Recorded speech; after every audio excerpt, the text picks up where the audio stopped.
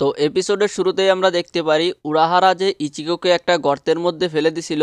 Ichigo ওইখানে অনেক ভয়ে আছে, কারণ ইচিগো ভালো করেই জানে ও হয়তো এখন মারা যাবে। অন্যদিকে দেখতে পারি ক্যাপ্টেন কুচুকি রুকিয়ার কাছে যায় আর রুকিয়াকে জানায় যে তুমি অনেক বড় একটা অপরাধ করছো, যে কারণে তোমাকে 25 দিন পরে এক্সিকিউট করে দেওয়া হবে, মেরে ফেলা হবে। যেটাতে রুকিয়া আর কোনো কমপ্লেন জানায় না, কারণ রুকিয়া আগে থেকেই জানে যে ওর ভাই ওকে কোনো সাহায্যই করবে না।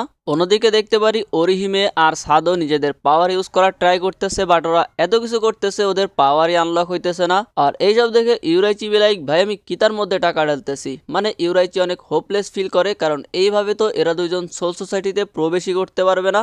এরপরে ইউরাইচি এদেরকে বলে যে প্রথমবার যখন তোমরা তোমাদের পাওয়ার আনলক করছিলা তখন তোমরা কি করতেছিলা, কি ভাবতেছিলা, সেই ইমোশনটা আনার চেষ্টা করো, কারণ পাওয়ার অ্যাক্টিভেট করার জন্য স্ট্রং ইমোশনের প্রয়োজন হয়। তাই তোমাদেরকে ওই সময়ের কথা ভাবতে হবে যে তোমরা কি অনুভব করতেছিলা।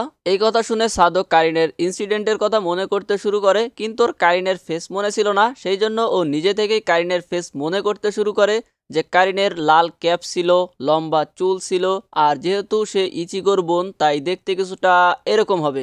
মানে ভাই ও এরকম একটা ফেস বানায় ফেলে, আর নিজের এমন অদ্ভুত প্রতিভা দেখে নিজেই ভাই লজ্জা পায় যে কি বানাই ফেলছি হয় এটা আমি। এরপরে অরিহিমে ওর ইনসিডেন্টের কথা মনে করতে শুরু করে, আর সবকিছু ঠিকঠাক ভাবে মনে পড়তেছিল যে কিভাবে ও তাৎসুকিকে বাঁচানোর চেষ্টা করতেছিল। আর ফাইনালি অরিহিমের হেয়ার পিন গ্লো করে ওঠে আর সেই এল্পগুলো বের হয়ে আসে, মানে ওর পাওয়ার অ্যাক্টিভেট হয়ে যায়। শুনো বলে যে আমাদেরকে যখনই প্রয়োজন হবে তখনই তুমি আমাদেরকে ডাকতে পারো, কোনো সমস্যা নাই। কিন্তু তাসুবাকি এসে ওকে লাথি দিয়ে সরিয়ে দেয় যে সবসময় ডাকবে, মানে ও অরিহিমেকে বলে যে এখানে তো কোনো প্রয়োজন দেখতেছি না, তারপর আমাদেরকে কেন ডাকছো। আর এই জন্য ও অরিহিমের চুল ধরে টানতে শুরু করে। মানে ভাই তাসুবাকি হইতেছে এমন একটা ক্যারেক্টার যে সবসময় রাগ হয়ে থাকে আর ওরে কেউ থামাইতে পারে না। অন্যদিকে আমরা দেখতে পারি ইচিগোর সোল চেন অনেকটা ছোট হয়ে গেছে, সেই জন্য ইচিগো বলে যে না ভাই অনেক হয়েছে, আর বসে থাকলে হবে না। ইচিগো সরাসরি দেয়াল বেয়ে উঠতে শুরু করে, বাট অবভিয়াসলি এইভাবে ও কখনোই উঠতে পারবে না, সো ইচিগো নিচে পড়ে যায়। যেটা দেখে জিনতা আর উরুরু মজা নিতে শুরু করে। জিনতা বলে যে তোমার কি খিদা লাগছে নাকি? ইচিগো বলে যে আমার ক্ষুধা লাগবে কেন, আমি এখন সোল ফর্মে আছি। জিনতা বলে যে এই ফর্মে যদি তোমার ক্ষুধা লাগে তার মানে এইটা একটা ডেঞ্জারাস সিগন্যাল, মানে তুমি আস্তে আস্তে হলো হয়ে যাচ্ছ। এরপরে আরো কিছু সময় চলে যায়, আমরা দেখতে পারি ইচিগো গর্তের মধ্যে শুয়ে শুয়ে ভাবতেছে যে জানি না কতক্ষণ হয়ে গেছে আর কিভাবে আমি এটা থেকে বের হব এইসব ভাবতেছিল। তখনই সেইখানে জিনতা কিছু ফল নিয়ে আসে আর ইচিগোকে খাইতে দেয়। ইচিগো বলে তুমি কি পাগল নাকি, আমার ক্ষুধা লাগে নাই, দেখতে পারতেছো না আমার চেন এখনো বাকি আছে। জিনতাওরে বলে যে অলরেডি 70 ঘন্টা পার হয়ে গেছে আর আমি মনে হয় তোমাকে কোনো সাহায্য করতে পারবো না। আর একটা জিনিস, ফাইনাল স্টেজ অন্য সময়ের মতো না। এইটা বলার সঙ্গে সঙ্গেই আমরা দেখতে পারি চেনের প্রত্যেকটা জায়গা থেকে মুখ বের হয়ে আসছে আর ওই চেনটা একেবারেই ধ্বংস হয়ে যায়। চেনটা সম্পূর্ণ ধ্বংস হওয়ার সাথে সাথেই ইচিগোর হলো হওয়ার প্রসেস স্টার্ট হয়ে যায়। আমরা দেখতে পারি ইচিগোর চোখ নাক মুখ দিয়ে ধোয়ার মতন বের হচ্ছে। এইসব দেখে উরুরু ইচিগোকে সাহায্য করতে চাইলে উরাহারা ওকে বাধা দেয় আর বলে যে ভালো করে দেখো, ইউজুয়ালি যখন কেউ হলো হয় তখন সবার আগে তার স্পিরিচুয়াল বডি এক্সপ্লোড করে, তারপরে হইতেছে সেটা রিফর্ম করে, বাট ইচিগোর বেলায় এমনটা হচ্ছে না। ইচিগোর হলোমার্কস তৈরি হইতেছে বাট ওর বডি সম্পূর্ণভাবে ঠিক আছে, তার মানে এখন একটা স্ট্রং পসিবিলিটি আছে যে ইচিগো সোল রিপার হইতে পারে। সো আমরা আর কিছুক্ষণ দেখবো, এর পরে ব্যবস্থা নিব।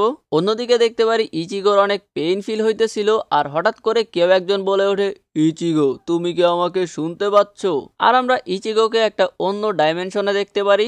ইচিগো ওর সামনে একটা লোককে দেখতে পারে আর জিজ্ঞাসা করে যে কে তুমি? লোকটা বলে যে কে তুমি, তুমি কি আমাকে চিনতে পারছো না, এটা আমি। কিন্তু ইচিগো ওই লোকটার কথা শুনতে পাচ্ছিল না। লোকটা বলে যে আচ্ছা, তার মানে এখন আমি তোমার কাছে পৌঁছাইতে পারি নাই, আমি তোমাকে অনেকবার ডেকেছি, কারণ তুমি কি করতে পারবা সেটা আমার থেকে ভালো আর কেউ জানে না। ইচিগো কিছুই বুঝতে পারতেছিল না আর বলে যে তোমার মতন এমন ডিপ্রেস কোনো মানুষটা আমি চিনি না, বাট ওয়েট, মনে হইতেছে তুমি হাওয়ার মধ্যে ভাসতেছো। লোকটা বলে যে আমি সারপ্রাইজ যে তুমি কিভাবে এখানে বসে আছো। আর আমরা দেখতে পারি ইচিগো এত সময় একটা লম্বা দেয়ালের উপরে বসেছিল, আর এটা বলার সঙ্গে সঙ্গে ইচিগো সেইখান থেকে পড়তে শুরু করে আর এই জন্য ইচিগো ভয়ে চিল্লাইতে শুরু করে। লোকটা বলে যে তুমি চিল্লাইতেছো এটা তো অনেক ভালো, কারণ মৃত্যু সোল রিপারদের একটা নিয়ম। ইচিগো বলে যে কিন্তু আমি তো এখন সোল রিপার না। এরপরে লোকটা এক্সপ্লেন করে যে তোমার নিজেরও সোল রিপারের পাওয়ার আছে। ব্যাকুয়া কুচুকি যেটা ধ্বংস করে দিছিল সেটা হচ্ছে যেটা তোমাকে রুকিয়া দিছিল, বাট তোমার নিজেরও যে সোল রিপারের পাওয়ার আছে সেটাই ইন্নার ওয়ার্ল্ডেই আছে, যেটাকে তোমার এই ওয়ার্ল্ডটা ধ্বংস হওয়ার আগেই খুঁজে বের করতে হবে। আমরা দেখতে পারি ইচিগোর চারপাশ থেকে অনেকগুলো বক্স পড়তে শুরু করে। লোকটা বলে যে এই সব বক্সের মধ্যে যে কোনো একটাতে তোমার সোল রিপারের পাওয়ার আছে, যেটা তোমার এই ওয়ার্ল্ড ধ্বংস হওয়ার আগেই খুঁজে বের করতে হবে, আর না হলে তুমি একটা মাইন্ডলেস হলোতে পরিণত হবে। এরপরে ইচিগো নিচে পানির মধ্যে পড়ে যায়, বাট ওর আশেপাশে অনেকগুলো বক্স ছিল, ও বুঝতে পারতেছিল না ও কোনটা ওপেন করবে, কোনটাতে ও সোল রিপারের পাওয়ার আছে। দেন ইচিগোর ইশিদার কথা মনে পড়ে যে ইশিদা কিভাবে খুঁজে বের করছিল যে ও একজন সোল রিপার। ইশিদা বলছিল সোল রিপারদের রিবন হইতেছে রেড কালারের হয়, এই জন্য ইচিগো সবগুলো বক্সের রিবন চেক করে আর যেটা রেড কালার ওইটা টেনে ওই বক্সটা ওপেন করে। ইচিগো এটা দেখে অবাক হয়ে যায় যে বক্সটার মধ্যে একটা জাম্পাক্তুর হ্যান্ডেল রাখা ছিল। আর ওই লোকটা তখন এসে বলে যে ওয়াও, অনেক ভালো করছো যে তুমি খুঁজে বের করছো, আশা করি পরের বার তুমি আমার নাম শুনতে পাবে। ইচিগো কিছুই বুঝতে পারতেছিল না যে কি চলতেছে, বাট তখনই সেই ওয়ালটা ধ্বংস হয়ে যাবে। লোকটা বলে যে কি করতেছো, তাড়াতাড়ি আমাকে বের করো। আর আমরা দেখতে পারি ইচিগো ওই হ্যান্ডেলটা ধরে। অন্যদিকে আমরা দেখতে পারি ইচিগো প্রায় হলো হয়ে যাচ্ছিল, ওর মাস্ক কমপ্লিট হয়ে যাচ্ছিল, আর তেজসাই যে ওর হাতে লক করে রাখছিল সেটাও ভেঙে ফেলতেছিল, যেটা দেখে তেজসাই বলে যে বস এইটা লিমিট ছিল। এবার আমি সারপ্রেশন মোডে সুইচ করতেছি। বাকুডা নাম্বার 99 পার্ট 2 বাংকিন। আর আমরা দেখতে পারি কিছু ব্যান্ডেজের মতন গিয়ে ইচিগোকে সম্পূর্ণভাবে পেঁচিয়ে ফেলে। এরপরে আরো কিছু তীরের মতন গিয়ে ইচিগোর গায়ে লেগে যায়, মানে তেজসাই এইখানে আরো শক্তভাবে ইচিগোকে ধরে রাখার চেষ্টা করতেছিল, যেটাতে জিনতা বলে যে সাবধানে তেজসাই, এইভাবে তো মারা যাবে। তেজসাই বলে যে আমি আর ওকে ধরে রাখতে পারতেছি না, তাই হলো হওয়ার আগেই ওকে মেরে ফেলতে হবে। আর ইচিগোকে মারার জন্য ফাইনাল ইনকান্টেশন ফাটাল সিল ইউজ করে, যেটাতে একটা বড় বক্সের মতন জিনিস এসে ইচিগোর উপরে পড়বে আর ইচিগো মারা যাবে।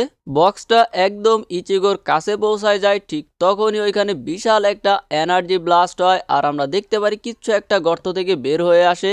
জিনতা বলে যে ওইটা দেখো, মনে হচ্ছে কিছু একটা বের হয়ে আসছে। এরপরে জিনতা ওইদিকে আগায় যায় আর জিজ্ঞাসা করে এই অরেঞ্জ হেড, এটা কি তুমি? যদি এটা তুমি হও তাহলে আমাকে অ্যান্সার করো। আর তখনই আমরা ধোয়ার মধ্যে কিছু একটা দাঁড়িয়ে থাকতে দেখতে পারি, যার চোখ দুইটা সম্পূর্ণভাবে লাল হয়ে আছে। অবভিয়াসলি এইটা ছিল ইচিগো। তবে জিনতা এটা দেখে অবাক হয়ে যায় যে ইচিগোর নিচের ড্রেস তো সোল রিপারদের মতন, বাট উপরে আবার হলো মাস্ক, মানে ও বুঝতেই পারতেছিল না ও কি হলো নাকি সোল রিপার। এর মধ্যে ইচিগো পিছনে হাত দিয়ে সেই জাম্পাক্তুর ডানটি বের করে, যেটা দেখে উরুরু আর জিনতা ভাবে যে হয়তোবা ওদের সঙ্গে ফাইট করবে, কিন্তু ইচিগো সেই ডানটি দিয়ে নিজের মুখে গুতা মেরে হলো মাস্কটা ভেঙে ফেলে, মানে এখনো সম্পূর্ণভাবে সোল রিপার হয়ে গেছে। যেটা দেখে উরাহারা ওরে কংগ্রাচুলেশন জানায় আর বলে যে তুমি অনেক ভালো করছো, তোমার লিসেন টু কমপ্লিট হয়েছে। ইচিগো ওরে গুতা দিয়ে বলে যে তোর খবর আছে, আমি বলছিলাম না যদি আমি এখান থেকে বেঁচে আসি তাইলে তোরে আমি মাইরে ফেলবো। উরাহারা বলে যে একদম সঠিক সময় তুমি কথাটা বলেছো, কারণ লিসেন 3 হইতেছে তোমার আমার সঙ্গে ফাইট করতে হবে। তবে এই লিসেনে কোনো টাইম লিমিট নাই, তোমার জাস্ট জাম্পাক্তু ইউজ করে আমার হেডকে নক আউট করতে হবে। এইটা বলার সঙ্গে সঙ্গেই ইচিগো উরাহারার টুপি কিছুটা কেটে দেয়। উরাহারা বলে যে খারাপ না, তোমার জাম্পাক্তু ভাঙা, তারপরও তুমি এটা করতে পারছো। ইচিগো বলে যে এইটা তো কোনো ব্যাপারই না, তোমাকে আমি 5 মিনিটে হারিয়ে দিব। উরাহারা বলে যে আচ্ছা ঠিক আছে চলো দেখা যাক। এইটা বলে উরাহারা ওর লাঠির ভিতর থেকে ওর জাম্পাক্তু বের করে, আই মিন যেটারে আমরা এতদিন উরাহারার লাঠি ভাবতাম, এইটা অ্যাকচুয়ালি ওর জাম্পাক্তুর কাবার। আর এই এপিসোড এখানেই শেষ হয়ে যায়। তোমাদের মধ্যে যারা ডান দেখে নাই, সামনে প্লেলিস্ট দিয়ে দিলাম, ক্লিক করে দেখা শুরু করতে পারো, একদিনে শেষ করে ফেলতে পারবা। মিতে কুরেতে আরিগাতো।